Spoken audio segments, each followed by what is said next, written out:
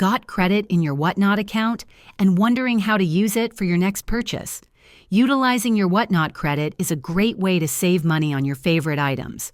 In this guide, I'll show you how to use credit in Whatnot.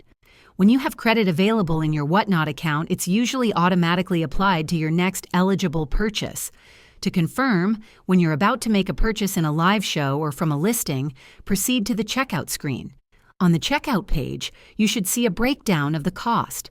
If you have available credit, it will typically be listed as a deduction, reducing the total amount you need to pay with your linked payment method. Finally, if the credit doesn't cover the full purchase amount, you'll pay the remaining balance using your primary payment method. If your credit exceeds the purchase price, the remaining credit will usually stay in your account for future use. And there you have it. Using credit in Whatnot is seamless during checkout. If this video was helpful, give it a thumbs up and subscribe for more tips.